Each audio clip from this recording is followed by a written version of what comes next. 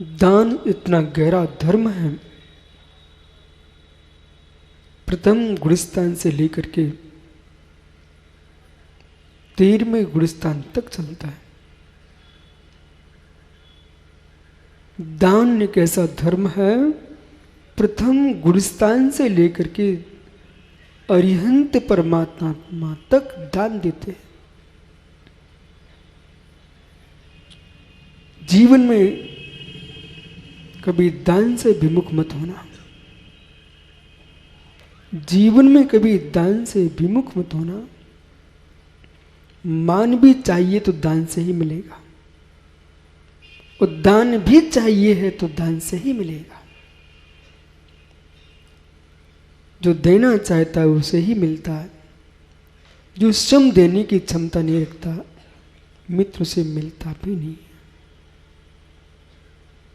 आपके द्वारे पर कोई पुरुष आया है, उसको आपने एक रोटी के लिए बुला लिया है, मित्र विश्वास रखना वह आपको कहीं भरपेट भोजन कराएगा। तीर्थंकर परमेश्वर दान देते हैं।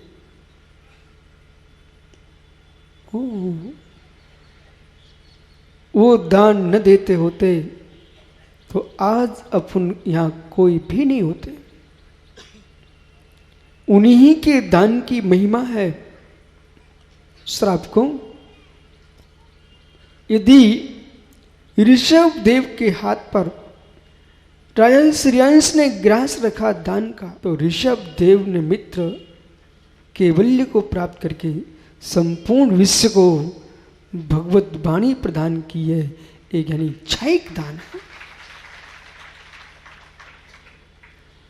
आपने मुनिराज के हाथ पर ग्रास रखा, उन्होंने आपके ग्रास का सम्यक प्रयोग किया और आगम ग्रंथों का अभ्यास करके, और मित्र गाय को तुम घास दे सकते हो, गाय को घास दे सकते हो।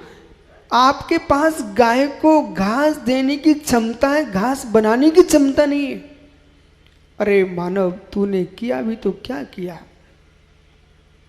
प्रकृति की घास को निकाल करके गाय को परोस दिया है। अहंकार अपना दिखाता है, मैंने गाय को घास खिलाई है, पर तेरी छाती पर थोड़ी उगी है।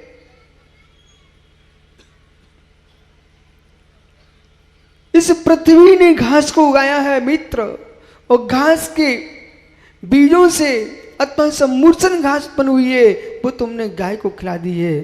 पर गाय ने मित्र, तुम गाय को घास खिलाने की सामर्थ्य रखते हो, दूध बना के देने की सामर्थ्य नहीं रखते हो, पर धन उस गऊ को जो घास खाने के बाद तुमको दूध देती है।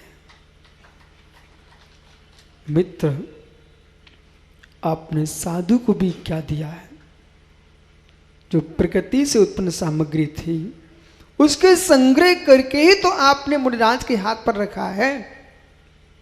धन्य उन योगेश्वरों को जो आपके ग्रास को लेकर के, गाय तो दूध निकालती है और योगेश्वर जिनवाणी निकालते हैं, वो आपको प्रदान करते हैं। ये तुम्हारे ज्ञानी दाता का अहो भाग्य और पात्र की अहो योग्यता, जिसने आपके मात्र ग्रास को लेकर के भगवत जिनेन्द्र के सूत प्रदान किए हैं।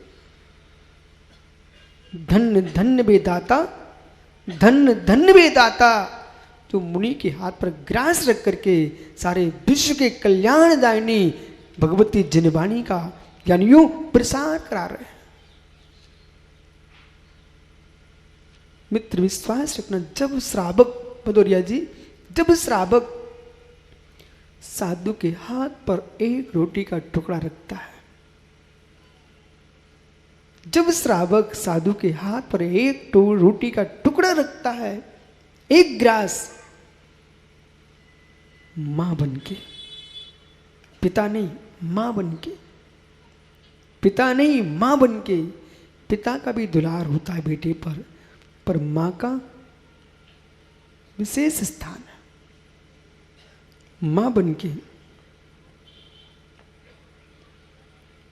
मित्र कहूं, रूप सिंह भैया, कमाते बेटे को जब तुम भोजन कराते हो,